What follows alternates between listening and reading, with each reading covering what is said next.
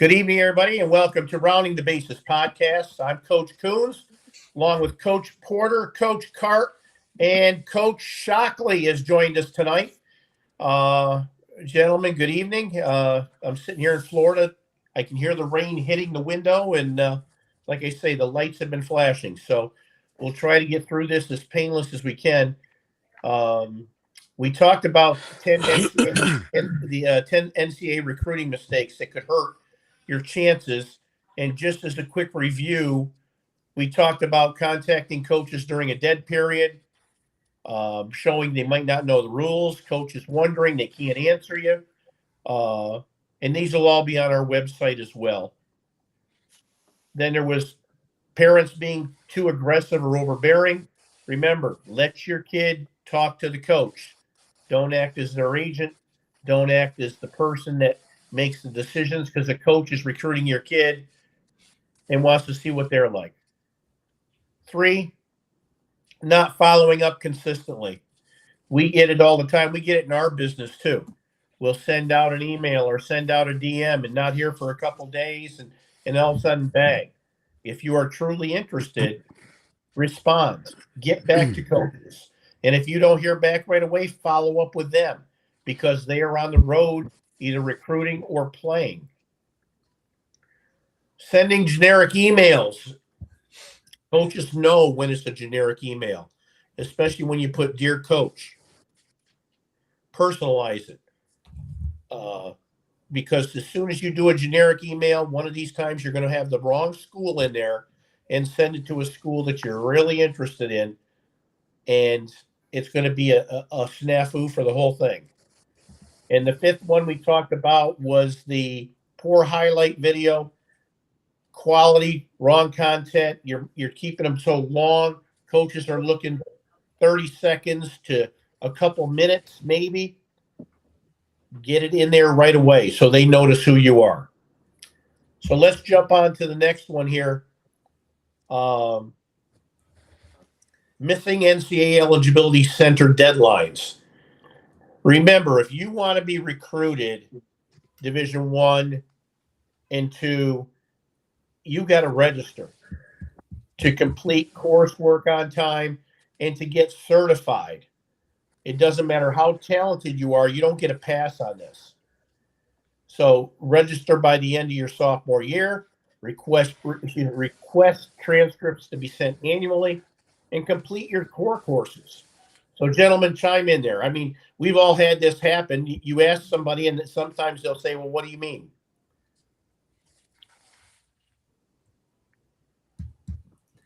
Go ahead, Chad.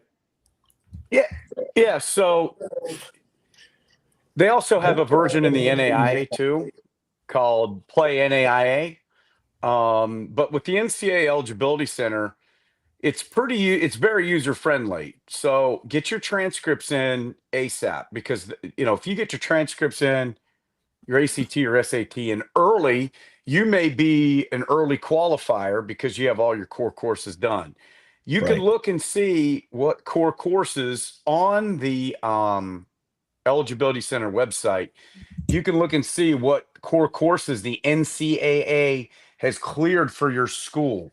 So it's not a 100% guarantee that all the courses that you're taking are legit. So a couple red flags. So number one, I always, what we would do in the programs I coached in was we would get the transcript immediately before we signed a kid, and we would get on the Eligibility Center website, look up the high school, and we would literally go through and plug in, because on the Eligibility Center website, there is a template for each division that you can copy, that you can just run off. And we would actually put every single class in there. So when we would look at the kid's schedule, it was always a red flag when somebody would have this study, because you have to understand your art, phys ed, shop, none of those classes are going to count. Correct. Your maths have to be algebra 1 or higher. You're talking algebra 1, algebra 2, geometry, trig, calc. Some of your basic sciences are not going to count. So what we used to say was college prep classes. So your bios, your chems, your anatomy and physiology, that type of stuff. You need foreign languages. So there's a lot of different things in there. So a red flag would be these kids that would have 3 periods of phys ed, blah, blah, blah, all kinds of stuff. Take the ACT, SAT as many times as you can. Division one and Division two has a sliding scale in terms of your GPA.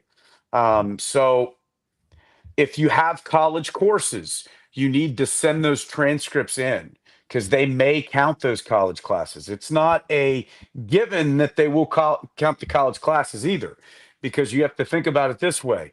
They don't count every college class on a college player's transcript for eligibility. So the eligibility center is not going to count every college class for eligibility if you're doing a post-secondary options program. So the moral of the story is make sure you are communicating with your guidance counselor and your principal as to what you need to take based on the division that you want to go to. Division 3 does not have it. Division 3 is based on admissions. So NAIA, believe it or not, NAIA has its set of rules, and I've seen kids eligible in Division 2 and ineligible in the NAIA. So Right. those are things that you need to study on. Coach Cart, I mean, you're in the process of going through this, Absolutely. I couldn't agree with Coach Moore. The one thing that, is really prevalent, and Coach kind of touched on a little bit, there are so many opportunities right now for young student athletes in high school to take those college credit plus courses. But Coach Porter, hit the nail on the head when he said, we have to make sure that those are also sent to the NCAA, because you might have a dual credit situation, and you might have something that you thought was eligible and you're taking as a college credit plus course that is not qualifiable on the NCAA level.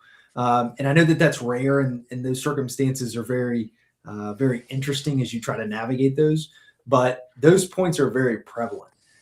There's one person that is responsible for how your course load is set up and managed, and that's you.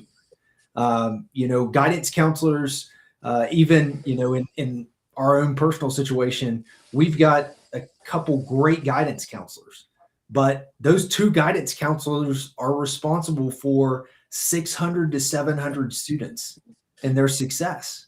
And so we can't expect 2 people to be responsible for all of these individuals and not have, the right path or the right influence that we know in the direction we want to go in. And so, Coach Coons, we've talked about this at length, though. That's where we come in. That's where you bounce a question off of us, and we're like, hey, we really need to look at the details. We need to look at the definition between the NCAA regulation and even your high school regulation. I know in Ohio we've got to have a certain level of credits to graduate high school. I'm assuming it's the same in each state, but we look at those things, and those are the type of elements that we look at when you're in our process and when you're going through the process with us. So that's the point that I'll make. And so I don't, Coach Shock, I don't know if you got anything to add there. I know your experience was very unique. And so I don't know if you want to bounce in and say anything on that front. So I remember starting in on the NCAA process whenever I was a sophomore in high school, because I had Martin, and he was like, hey, let's get on the ball of this. And thankfully I was really close with our guidance counselor. Hey, I want to make sure I get all of these classes, for me to be eligible to go play baseball past high school. I need all these classes out the window now. And I was able to get most of my main classes in by junior year, which that was awesome. That's huge.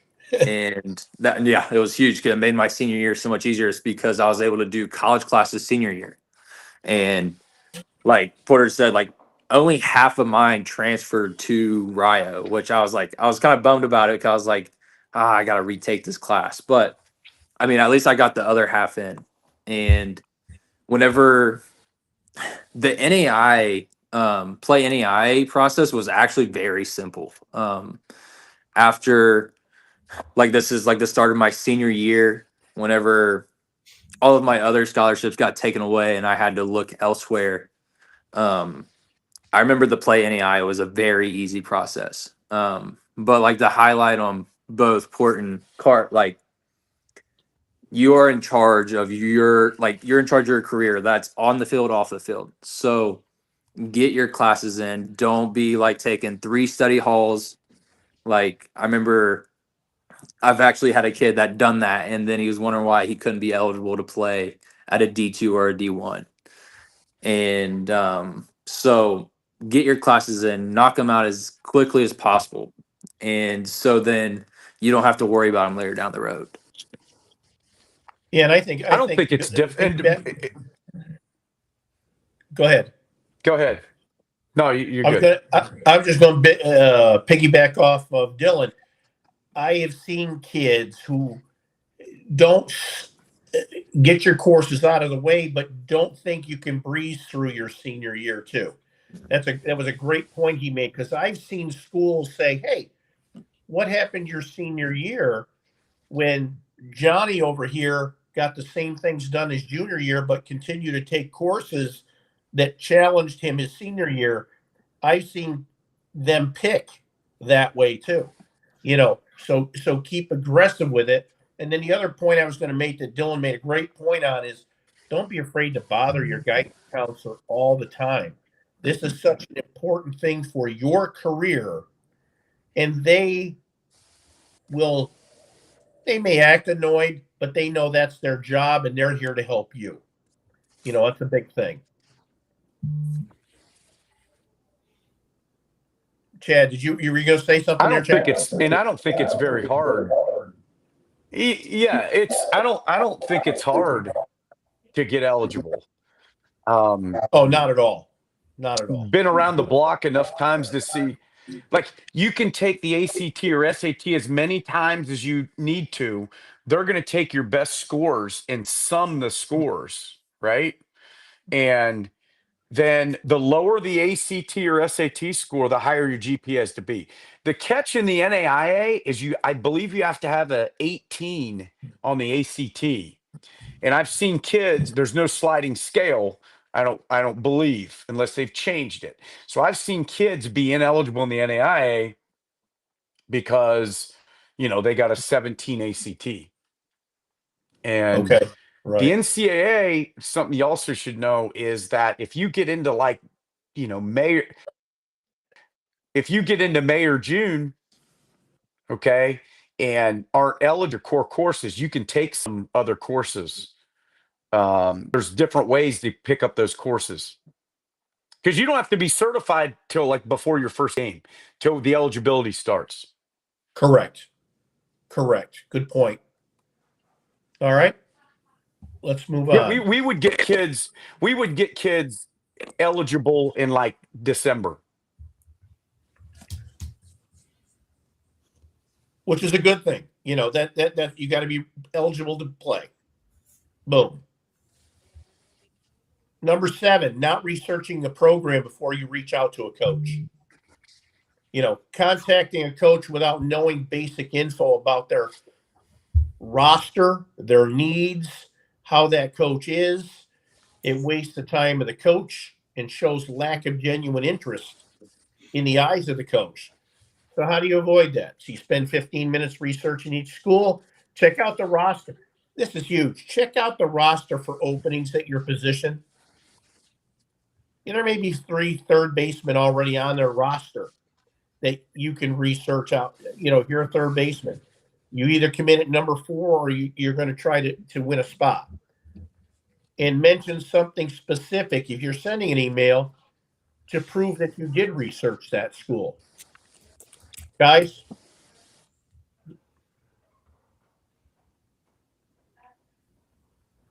There's no excuse. So if you're not being prepared. Right. But if you're reaching out to a school, if you're reaching out to the school, you're not on their radar. right? Good point. So That's a you're very good behind the point. ball anyway. You're behind the ball anyway. You're Correct. behind, meaning you have to showcase yourself to this coach, right? You are. I'm telling you, with the way that college, um, can you hear me now? Yes, go ahead. The way college baseball is changing and all the options, like you have to really showcase yourself because college coaches have so many options now. If you're not on their radar already, you've got to have all your ducks in line and show them why you provide value to their program. And if you don't have it all, they're not going to, unless you're an elite player, elite, and you've just gone unnoticed, like elite. Like you got to realize college coaches are going to have a little bit more wiggle room for guys who are really elite players. And I don't care what anybody says, than guys who aren't and showcasing their abilities and getting their things done. I'm just saying. Right. Dylan, anything? No, so the biggest thing that I tell all my kids is because with how the transfer portal is nowadays, anyhow, like, so one, I tell them the research the school be like, make sure it has the studies that you have, like, have a backup plan. If it doesn't work out the way you want it, you have a fallout plan. But I mean, secondly, go to a school where you think you can play at. If they have, you said it, they got 3 catchers and one's a senior, two's are juniors. It's like, hey, like you're telling yourself you're okay with not playing till you're maybe a sophomore, maybe a junior, and now you just lost a whole year playing because you wanted to go to this school. And the biggest thing that I tell all my kids is look into the roster, look to see what openings they have, look to go somewhere where you can play. Look into about the program, know about the head coach. And I remember whenever I was on the upcoming, whenever I was in high school, like I was trying to find schools that were catching guys because that was like catching was my thing. Even though I was still pitching, like I was a closer all throughout college, even though and I caught, but like that was a big reason why I wanted to go to Tiffin. He had 8 years with the Yankees. I was like, okay, this guy knows catching. He can help me develop. And Right. I think that's one thing I tell all my kids is like, whenever it comes to catching, like know about the coach. If he's got catching, like any type of, if he was a catcher, that's a guy to go to because obviously he's going to help you develop. He knows. But then secondly, like know the openings. Know if you can go in, play right off the bat. And if you're okay with developing a year, then okay, like look for those schools that have like the couple of juniors, you know. But it's still so tricky with the transfer portal to me because you never know when kids are going to transfer in. Now, I think they Correct. heard that they decreased the window of it, so that helps a little bit. But I mean, I don't think you could ever look into a school enough of like about the head coach and like the assistant coaches and all that stuff. I mean, just one, it just shows you're interested. Exactly. Good point. Yeah, Coach, the good thing there is that we have we've got the back end numbers to how those rosters are changing. And so we've got all the data behind it. And so, all of those rosters are changing. There's a trend being set by coaches, and we have all of that information at our fingertips on the back end and ahead in the count. So any questions around roster sizes and numbers and trends from that perspective, we've got all that information. No doubt. Next, overselling or exaggerating your abilities. I've seen this numerous times. Inflating stats or claiming interest from schools that haven't called. There's no reason to do that. Coaches are going to find out. They talk. Exaggeration is going to destroy the trust. Just be honest about the current level and potential. Let the film and stats speak for themselves. And acknowledge, I think, with yourself areas for growth. You know, what do you say if a coach asks you, what do you think your weakness is? You know, those types of things. Um, you know, I just think what you need to do, and this is how we can help you as well as a company. But I think what you have to do, I've talked to kids before, and they said, "No, I've heard from this school, this school, this school, this school." I said, "That's fantastic." You know, you call the coach, and they've never heard of the kid, and that kind of deflates things down. But you know, chime in, guys. What do you think here? I've got a great example of this one. And so we all know about, the showcase environment and where we're at from that perspective. And so while it can help you, it can also certainly hurt you. And so the example that I saw here really yesterday was there was a large showcase in the Ohio area, and there was a certain individual that I had been watching and tracking. And so he had really great numbers when he was younger, really, really great numbers 2 years ago as a pitcher. And we get to today, and, there's one great PBR that is publishing numbers, and that kid, he hasn't progressed. His numbers are the exact same as 2 years ago. And so while, we're talking about overselling or exaggerating abilities, it's great that you went 2 years ago and popped off a radar gun. But now we're getting into, sophomore, junior years, and that hasn't progressed. So while those things can make the numbers great at an earlier age, be prepared that if you're not increasing and you're not on a trajectory upwards, that could also hurt you. Good point. Good point.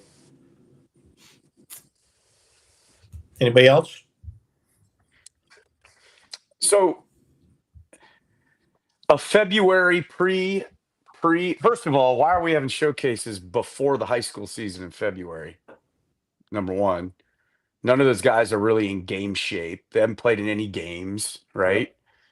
I get that it's beneficial to get in front of them, but at the same time, you're like, they haven't even started high school practice yet.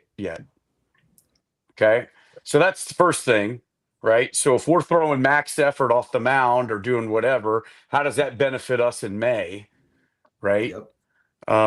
So that's just my personal opinion. I mean, I get it. I think it could be good defensively. It could be good for hitters. I think pitchers, that's tricky. It's a slippery slope. So now you're peaking in January, February, Mm-hmm. right? If you're putting up crazy velo numbers, you're peaking now. And so what's that do for your health? Because if we want to get into all that stuff, so that's the first thing.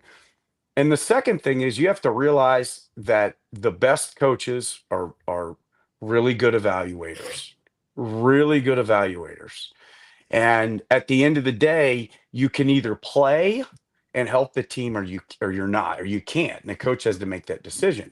So when you oversell yourself, right, or exaggerate your abilities, a coach is going to find that, unless you have a coach that's just recruiting over the phone and throwing money out like candy. And then in that case, you don't know if you really want to be in that program anyway, because Exactly. the guy doesn't really know about you. Yep. So, yeah. So, I mean, I think there's a lot that goes into it, but for 20 years in college baseball, I had a lot of kids over exaggerate themselves, obviously. Even in a video, this kid, he's 86, 87 with this, and you're like, there's no way he doesn't have the arm speed, because this is what coaches do. Evaluation's such a big part of the job. And at the end of the day, like, you can play, you either can or can't play. And a coach is gonna like find that. If a coach, now with that being said, I think there's a place for everybody to play. And there's a lot of programs out there that are mini admissions programs and bring in tons of kids and give kids an opportunity. But be honest, obviously coaches are smart enough to when they do look at your stats. If you are in a big time baseball area and they look at your stats and you hit 325, they're like, he probably maybe was facing some elite pitching in Orlando.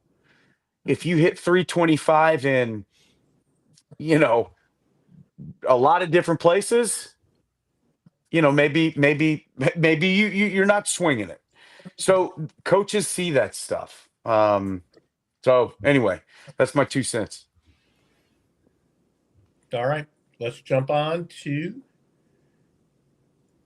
number 9. This is a pet peeve of mine, a big one too. Ignoring D2, D3, and NAIA schools. Focusing exclusively on D1s, whether you're baseball, softball, doesn't matter. Only 2% of high schoolers are going to play Division I. You might miss great scholarships and playing opportunities. You can avoid this. Cast a wide net initially. Understand the differences between the Division III academics, NAIA scholarships, things like that. And let the fit drive the process, not the ego. Especially now with the transfer portal. And I think Dylan or somebody said this earlier, Division III and NAIA, I totally believe are going to be tremendous, after this is done, because kids are going to need a spot to play. And, I know coaches at the Division I level who will not recruit the high school level kids until they've exhausted the portal to see what's left. So then what do you do? So go ahead, chime in. You're on the phone with all D2 and NAIA guys, so it's going to be Yeah, hard to convince us that that's not the way. I mean, I know about whatever, a month ago, 2 months ago, I spoke about my story, and it's I think that's the thing that burns me the most is whenever I hear a kid say oh, that's at an NAI, and I'm like, well, do you know who you're talking? Do you know anything about me? Do you know anything about my path? I was like, I went from having chances to go play at the next level, and then injuries happen, and then I didn't take care of myself the right way. And NAI was the only route I had if I wanted to play baseball. Now, if the ego would have gotten away and everything, I would have never known I would have made it this far. And I cannot harp on enough that I think NAI, anything like D2, D3, NAI, if it's a good spot for you and you put up numbers, you're going to get seen. And Right. the best thing that I ever heard was from I can't think of his name, but he was the mental performance coach at Wright State. And he always said, you have to dominate the level you're at before you can move on. And if you think you're as good as you are, okay, go dominate one of these levels and then move on. And Dylan, for people who don't know about Dylan, he went the NAI route, had a great career, and played professional baseball. So, I've seen Division III kids get drafted. If the portal's there and they're drafting high school kids, guess what?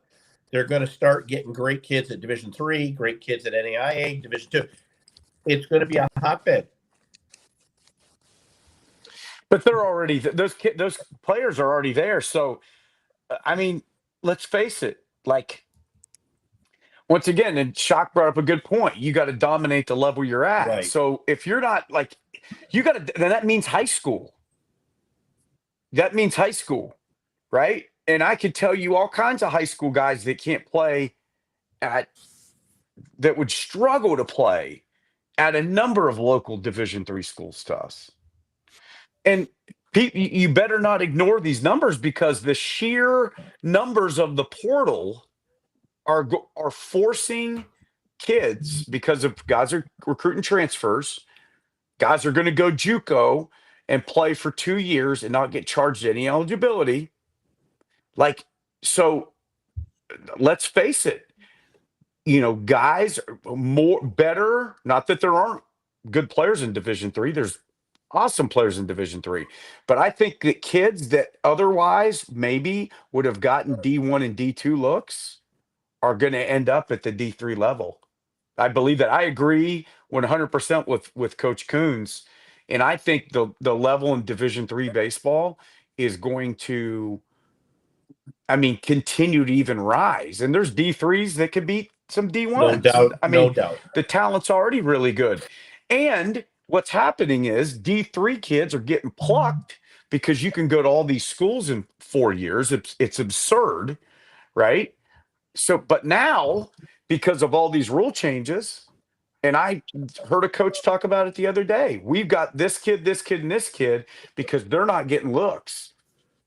Otherwise, they maybe would have been a smaller Division I or a D2 kid. And now they're a D3 kid, which is nothing wrong. I mean, I there's some of the best coaches in the country at the Division III No level. doubt. No doubt. And programs. And, you know, and then of course the NAIA level is already loaded. Why don't you go play a Cumberland University, a Georgia Gwinnett, a Tennessee Wesleyan, then come tell me about the level of NAIA baseball because dudes, and Shock will tell you that. Dudes. Oh, I and swept by Tennessee dudes, Wesleyan. like, Real. Oh, I mean, listen, like legit. So I think from a recruiting standpoint, this is where we can helping you to kind of refocus and widen that plan. I don't think kids can have a narrow path. I'm serious. I don't think a kid in high school right now that isn't being recruited at a crazy high level, I don't think a kid can be like, I'm narrowing my options. I just don't. I don't think that that's a reality now, given the portal and given the transfer rules and given the JUCO rules now. I just don't think you can do That's that. a great point. I mean, great point. that's where we can help you. And I really, really believe that we can help you with the evaluation tool and we can help you with the placement tool. And I also think we can help you with the reality tool. Like that's important. Knowing yourself, know thyself as a player. And unless you're, like I said, unless you are getting, Division I, we'll just say Division I looks or high-end D2s, and they're throwing money at you, and you have an opportunity, blah, blah, blah. If I'm a kid in high school, my options are wide open. Yep. Because you could go to a place and then somebody may recruit 2 transfers. College coaches want to win. And if they have money, they're going to bring somebody in, regardless of your position. I'm telling you, most of them to try to win. No doubt. No doubt. All right. Number 10. I hope there's a number 10. It's spinning. Oh, yeah, we can see it. It's up. All right. Not keeping organized records.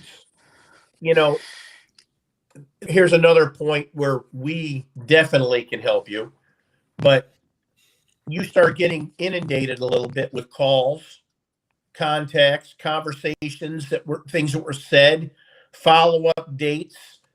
You miss windows. You send duplicate emails because you forgot you already sent it. You lose opportunities in the chaos.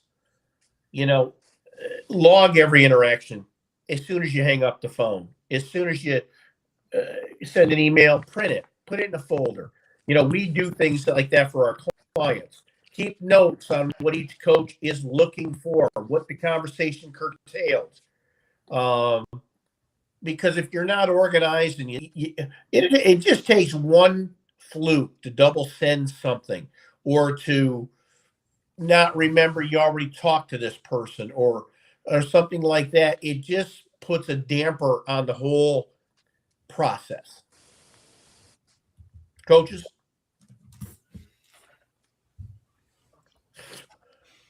There's nothing worse for a coach than signing a player, whenever that is, And then getting to June and admissions calls you and says, Johnny hasn't been accepted yet, even though you know they're going to be accepted because you looked at the transcript before, you did all your homework. We would have endless files on these kids, every note, every transcript, everything. We would know if they're going to be eligible or not before we even made an offer and signed them, right? There's nothing worse than getting into June and the compliance coordinator says they haven't completed their amateurism on the NCAA eligibility center. They haven't turned in their final transcript. They haven't requested final certification. Admissions is like, we still need this. They're not returning our phone calls. There's nothing worse than that as a coach, because as a coach, you have to realize when you don't do that stuff, the coach's livelihood, their job is not getting done. Correct. So, you have to understand that this isn't, you know, Danny, the dad, coaching your travel team. And Danny might be a great coach. Nothing against Danny. My point is, these guys, this is what they do. And when you're not getting their stuff done, now they're like, do we have to go find another player? Do we have to find another player?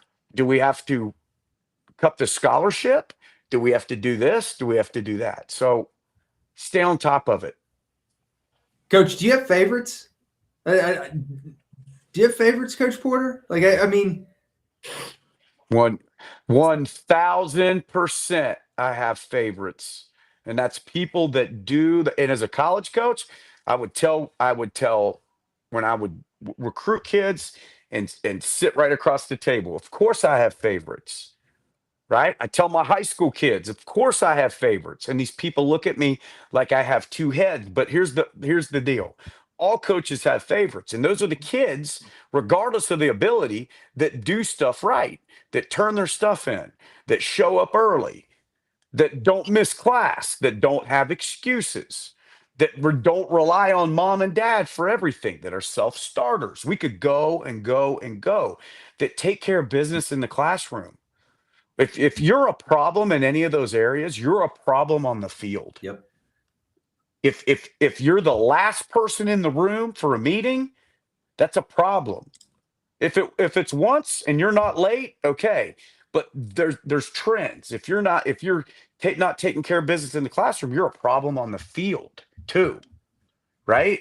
All this adds up. But guys have favorites. People who don't worry. People that take care of their stuff, who are reliable. When you're recruiting somebody, right? Your actions are a predictor of how you're going to be in the program. And I keep saying this, and I really mean it. Some coaches are going to have longer leashes than the other, but seriously, if the juice isn't worth the squeeze, coaches aren't going to mess with you. If you're elite, you may get a little bit more of a rope. If you're throwing 92 and you're doing this, I'm just being honest. At some places, maybe not at every power sports school in the country, but listen, coaches don't want to deal with that stuff. They want people, because once again, your actions in recruiting and how you handle stuff, I'm telling you, are almost always a predictor of how you'll handle stuff in college. Yeah. Yep. Coach, I like the checklist you've got up here. I think it looks good. Well, yeah, it's kind of like a recap, of everything we said here. It's, are you doing these things? And all of these things we do to help you. And, I think that's a huge burden. You don't realize there's so many kids that think they can do this. Families, they think they can do this. And then they get to a point, and instead of jumping in with like us early, they'll jump in when it's panic time. And then we're all panicking at that point. It becomes an issue, so it's you got to stay with this stuff. And the bottom line is we can help you with all of it. All of us here, you see myself, Coach Porter, Coach Cart, Coach Shockley, we've been in the trenches. We've been muddied. We've been, you know, we help you stay organized, compliant, and and confident. It's hard enough without adding a preventable mistake. So I think that's where we're at with that.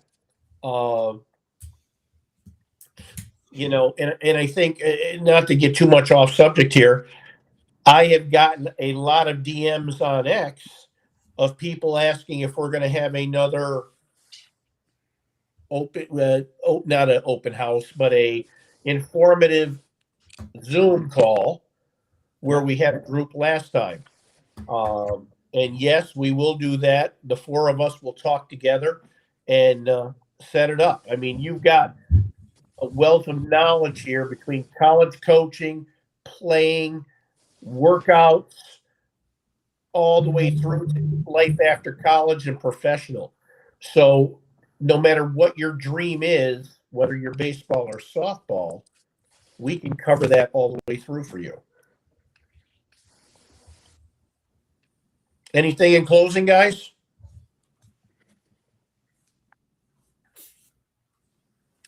Shock, you got anything?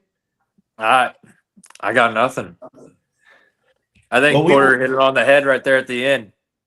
There you go. Yeah, I mean, that's the key, We will be on again next week. You'll see us all here. We'll have a new topic. In the meantime, if you have questions about any of this, just drop us a DM, send us a text, an email, go to our website, fill out the questionnaire. We can give you a free evaluation commitment. You've got a wealth of knowledge here that can evaluate you all the way through. And we will certainly help you with that. Until next week, we will see you then. Have a safe week and talk to you soon.